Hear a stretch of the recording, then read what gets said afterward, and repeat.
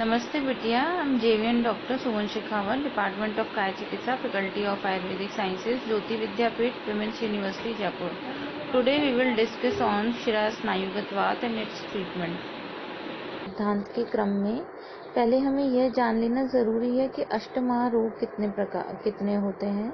तो अष्टमहारोग जो हैं कुछ बताए हैं, जैसे आचार्य वाग्भट ने कहा कि वात व्याधि, अश्मरी, कुष्ठ रोग, मेह, प्रमेह जो है, मधुमेह जिसको कहा जाता है डायबिटीज आज के परिप्रेक्ष्य में, उदर रोग, भगंदर, अर्श और ग्रहणी, इन 8 को अष्टमहारोग कहा है। तो इसके लिए कहा है वात व्याधि के लिए कि वातेन जनितो व्याधि इति वात व्याधि, अर्थात वात से जिस व्याधि की उत्पत्ति होती है वह वात व्याधि है। इस निरुक्ति से ज्वर आदि जो है रोग आ जाएंगे, इसलिए यह निरुक्ति पूर्णतः ठीक नहीं है। अब इसी में कहा गया है कि वात एवं व्याधि इति वात व्याधि, वात ही व्याधि है, यह मान्य नहीं है। विकृत वात जनितो असाधारणो व्याधिर्वात व्याधि, यानी विकृत वात से उत्पन्न असाधारण व्याधि वात व्याधि है, यह पूर्णतः सही है। जो रोग केवल वायु दोष के विकृत होने से उत्पन्न होते हैं उसे वात व्याधि कहते हैं। वात व्याधि जो है यह वातज विकार 80 प्रकार के होते हैं। इसके अंदर जो है अगर हम देखें कि इसका सामान्य निदान, तो वात विकार जो है इनका सामान्य निदान इस प्रकार से होता है, जैसे कि वातवर्धक आहार का सेवन करने से जैसे रूक्ष, शीत, लघु, कटु, तिक्त कषाय, अल्प मात्रा में, खर, विशद, उपवास विरुद्ध, असात्म्य आहार का सेवन करने से, ये सभी वातवर्धक आहार हैं। अगर हम वातवर्धक विहार की बात करें तो इसमें वेग धारण, भय, शोक, चिंता, अति मैथुन, रात्रि जागरण, अति व्यायाम, अति पैदल चलना, उच्च भाषण, अधिक भार उठाना, ये सभी वातवर्धक विहार हैं। मार्गावरोध अर्थात वायु के मार्ग में अवरोध, धातु क्षय, रसादी धातुओं का क्षय, किसी रोग के कारण अतिकृश हो जाना, यह भी वात व्याधि की उत्पत्ति कर सकता है। दोष या धातु का आवरण, आम दोष के कारण पंचकर्म सम्यक प्रकार से ना होना। अगर हम संप्राप्ति की बात करें तो जो अभी हमने निदान डिस्कस किए, वो निदान का सेवन करने से वात का प्रकोप होता है। यह प्रकोपित वात व नाड़ियों की क्रिया सम्यक प्रकार से नहीं होती प्रकोपित वात के कारण, तो इसकी वजह से या तो वात के कर्मों की वृद्धि होती है या वात के कर्मों का ह्रास होता है। अगर वात के कर्मों की वृद्धि होगी तो आक्षेपक, कंपवात आदि रोग होंगे। अगर वात के कर्मों का ह्रास होगा तो पक्षाघात आदि रोग होंगे। वात जो है आयुर्वेद के अंदर 5 प्रकार की वायु बताई गई हैं, प्राण वायु, उदान वायु, समान वायु, व्यान वायु एवं अपान वायु। अगर हम प्राण वायु की बात करें तो प्राण वायु का स्थान होता है सिर। इसके अतिरिक्त हृदय, फुफ्फुस, कंठ आदि भी इसके स्थान हैं। इसकी विकृति में फुफ्फुस व हृदय के रोग होते हैं। अगर हम उदान वायु की बात करें तो इसका मुख्य स्थान होता है कंठ एवं फुफ्फुस। इसकी विकृति से श्वास संबंधी कंठ रोग होते हैं। अपान वायु, इसका मुख्य स्थान ग्रहणी है। इसकी विकृति से ग्रहणी, उदरशूल, अनहा, अतिसार आदि रोग होते हैं। व्यान वायु, यह हृदय व सर्व शरीरगत व्याप्त रहती है। इसकी विकृति से दुर्बलता, कृशता, मांसपेशी क्षय आदि रोग होते हैं। अपान वायु, इसका मुख्य स्थान नाभि के नीचे है। इसकी विकृति से मूत्रकृच, मूत्राघात, अश्मरी, अर्श, गर्भ की असम्यक प्रवृत्ति आदि रोग होते हैं। इसी प्रकार से जो है हम अगर वात व्याधि देखें तो वात व्याधि ऐसी व्याधि होती हैं जिनका कोई पूर्व रूप नहीं होता, अर्थात ये जो व्याधियां हैं इनका सीधा लक्षण प्रकट होता है। जैसे कुछ व्याधियाँ होती हैं पक्षाघात, तो सीधे लक्षण आते हैं उस पक्षाघात में। अगर किसी को पैरालिसिस होगा तो सीधे सिम्टम देखने को मिलेंगे।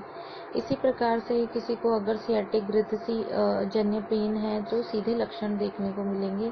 ऐसा नहीं है कि पहले पूर्व रूप आएगा और फिर लक्षणों की उत्पत्ति होगी।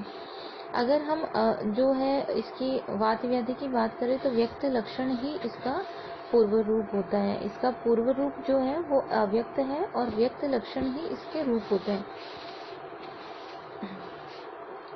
वात व्याधियों की अगर सामान्य लक्षण की बात करें तो संधियों में जकड़ाहट होना, अस्थि भग्न होना, संधि विच्युति, अपने स्थान से संधियों का हट जाना, अंगों का शोष हो जाना, लंगड़ापन, पंगुता, कुबड़ निकल आना, अनिद्रा होना, शुक्र का नाश होना, गर्भ का नाश होना, रज का क्षय होना, अंगों में सूनापन आना, अंगों में फड़कन होना, सिर में जकड़ाहट होना, गर्दन का टेढ़ा हो जाना या अंगों में सुई चुभने के समान वेदना का हो जाना।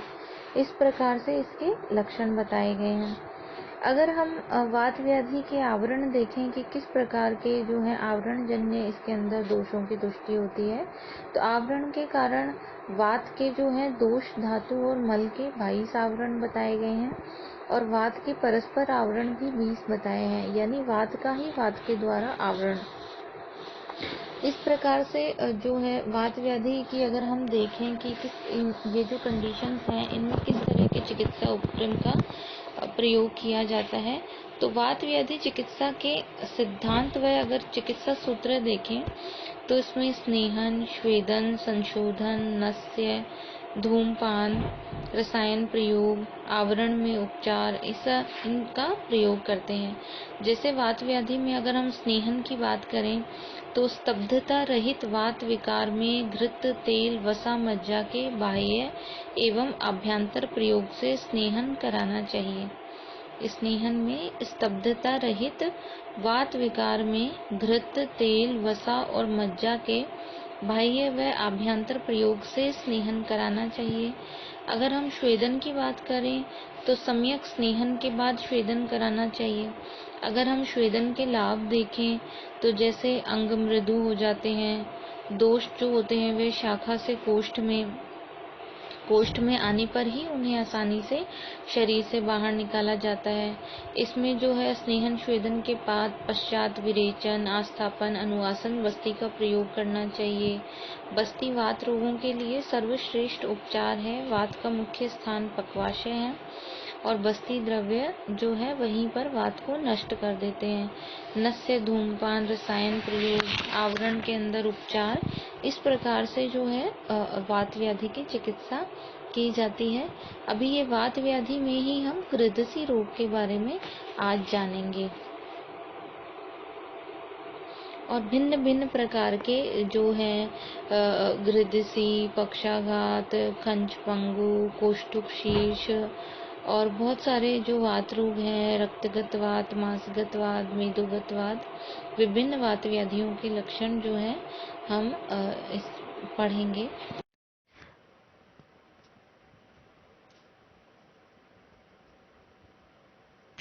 Now we will talk about शिरा स्नायु एवं संधिगत वात। शिरागत वात का लक्षण शिराओं में शूल, संकोच, शिरा में स्तब्धता।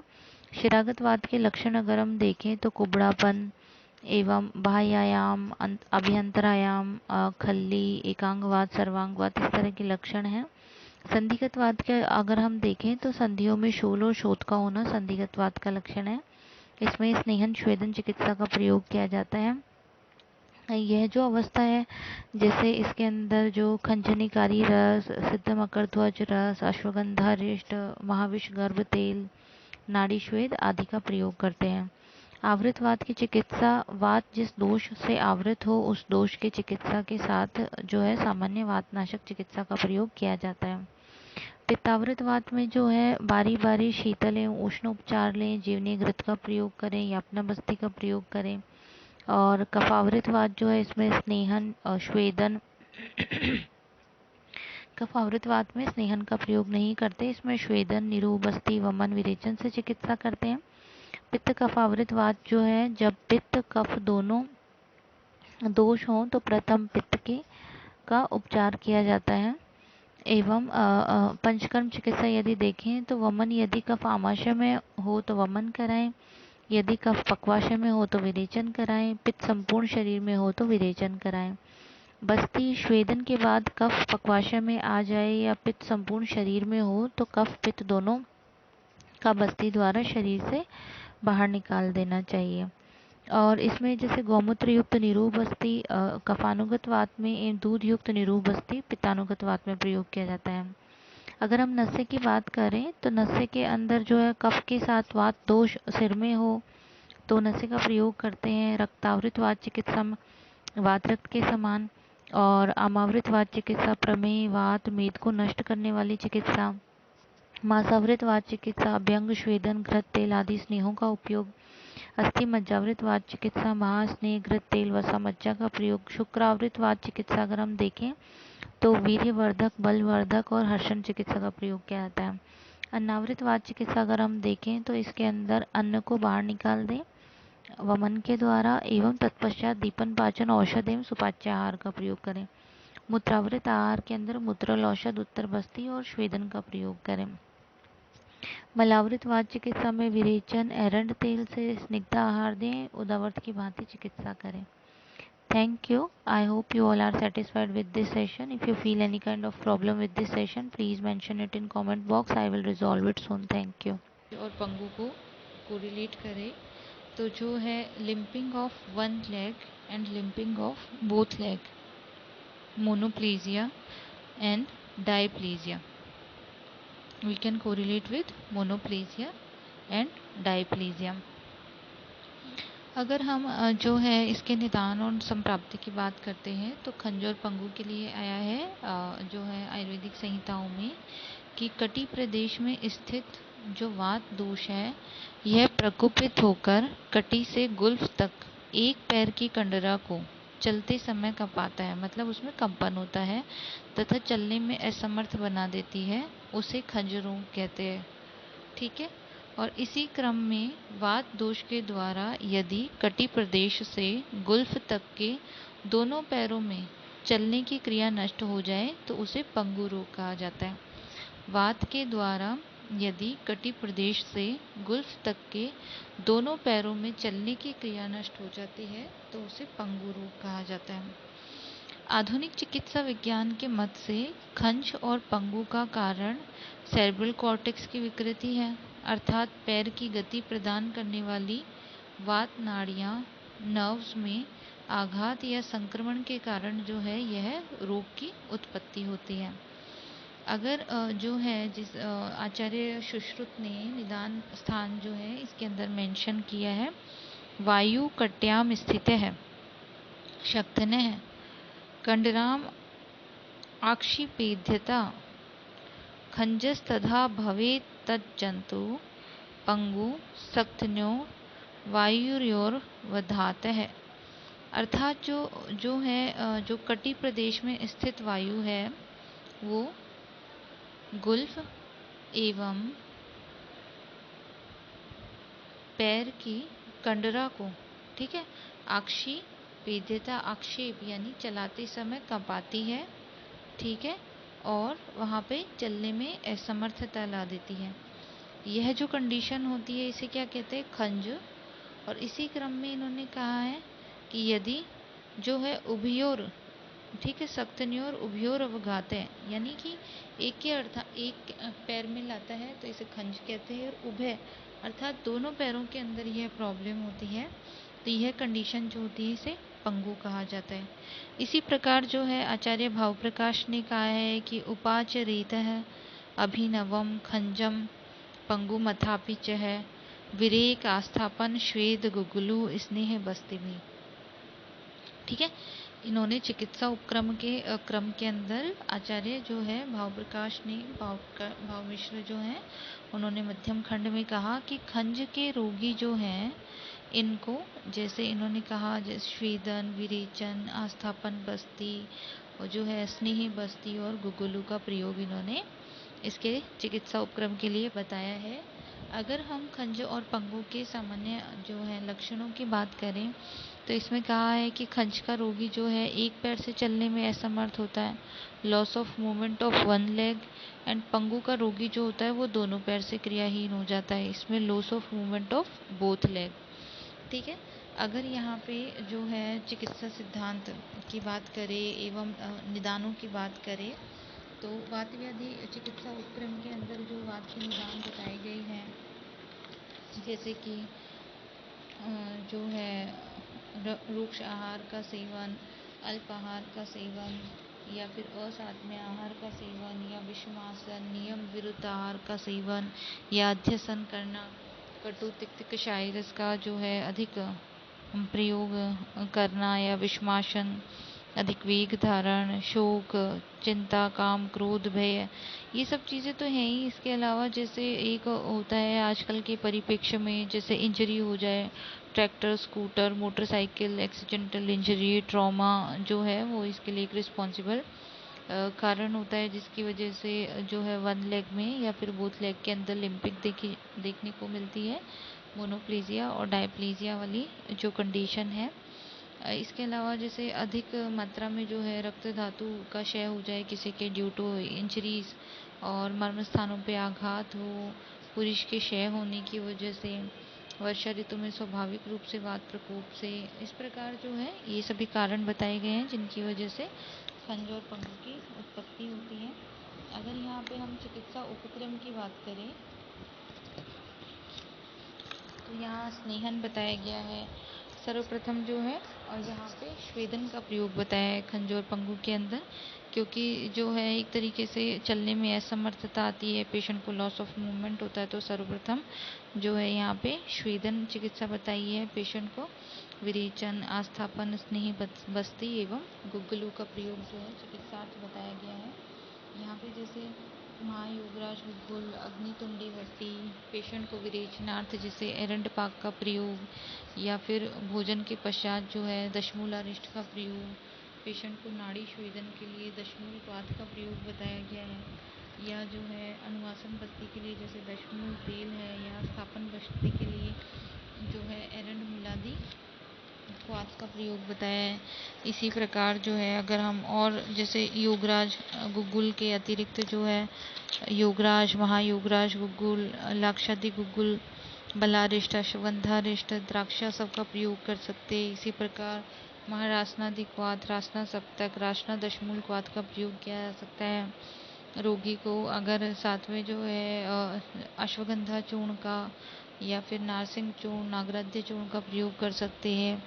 और दशमूलाद्य घृत, अश्वगंधा घृत, चित्रकाद्य घृत, चतुस्नेह का प्रयोग किया जा सकता है। रोगी को वात गजांकुश, महावात गजांकुश, चिंतामणि, वात चिंतामणि, वातारी, रसराज, एकांगवीर रस, अभ्रक भस्म, इस प्रकार से जो है खंजों और पंगु के चिकित्सा उपक्रम आयुर्वेदिक संहिताओं में बताए गए हैं। Thank you. I hope you all are satisfied with this session. This session is powered by digital version 2.0 Jyoti Vidyapeeth Women's University Jaipur. If you feel any kind of problem with this session, please mention it in comment box. I will resolve it soon. Thank you.